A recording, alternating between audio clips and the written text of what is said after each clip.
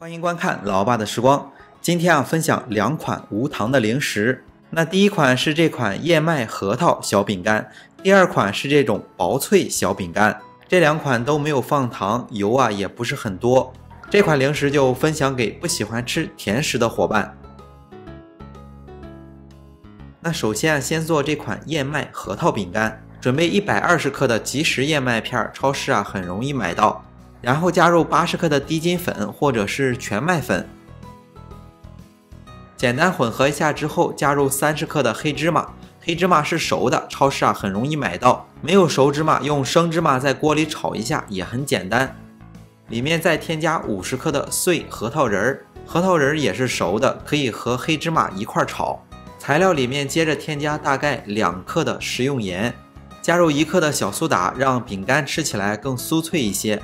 材料简单混合一下之后，加入20克的油，家里普通的食用油就可以了。这里加入了20克的橄榄油，最后加入80克左右的水。那到这里材料就加入完了，把材料拌成比较散，但是用手一攥还能攥成团的这种状态。接着取来烤盘，把材料攥成一个个的这样的小圆形，放在烤盘里。像我比较喜欢吃甜食的这种人不太喜欢吃这种饼干，感觉没有味道。那分享无糖的饼干肯定不能放糖，就放一点花椒粉吧，吃起来有一点椒盐的味道，不需要太多，2克左右就可以。当然我们可以加入孜然，做孜然口味的，加入葱花做葱花味的。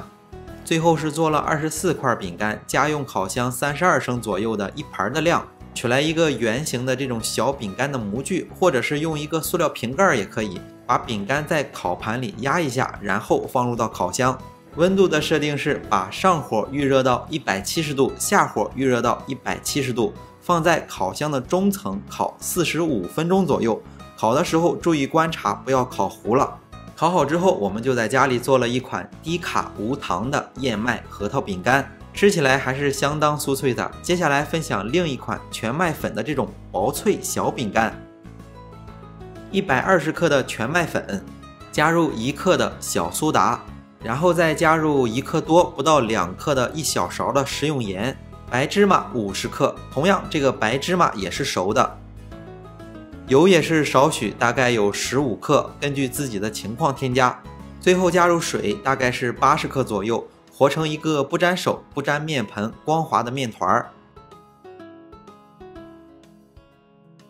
面团和好之后松弛20分钟，再操作下一步，取来一个潮湿的笼布盖上，放在一旁。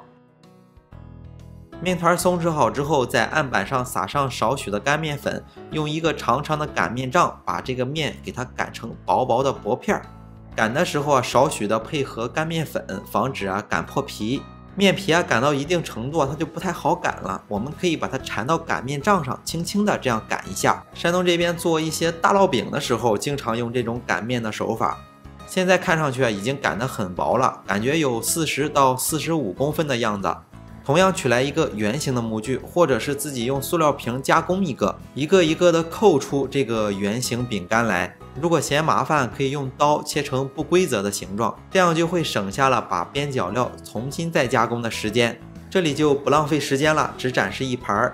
烤箱的温度设定是把烤箱预热到上火150度，下火150度，放在烤箱的中层烤15分钟左右。那这一款全麦的薄脆芝麻小饼干就做好了。